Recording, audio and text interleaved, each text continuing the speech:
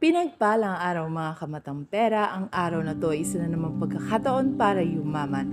At ang topic na pag-uusapan natin ngayon, 3 paraan para yumaman kahit maliit ang income mo.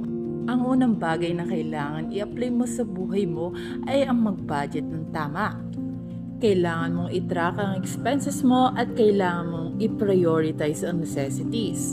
Isa ka ba sa mga taong nakabase sa emosyon nila sa tuwing bumibili ng isang bagay? Kung isa ka sa kanila, iwasan mo na yan at baguhin mo na ang iyong sarili. Dahil kung gusto mo talagang yumaman, kailangan mong panindigan ang pagbabudget ng tama. Sa ngayon, gawin mo munang inspirasyon ang mga bagay na gusto mong bilhin. Dahil pag mayaman ka na, pwede mo na talagang bilhin yan. Kailangan mo munang magpayaman sa ngayon. At dahil alam mo na ang kahalagahan ng pagbabudget ng tama, mag-move na tayo sa number 2, save consistently.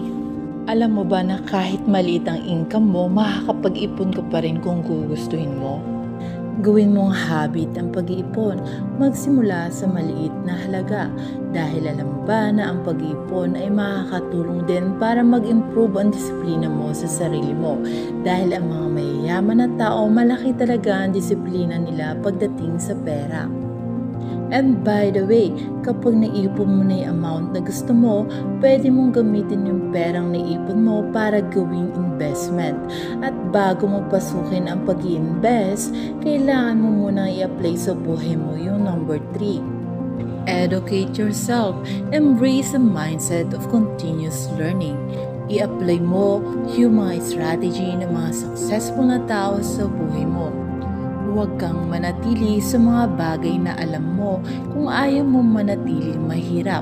Kailangan lagi ka nag-aaral. Kailangan laging may bago.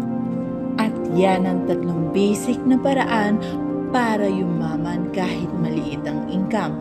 Una, budget wisely. Number 2, save consistently. And then number 3, educate yourself.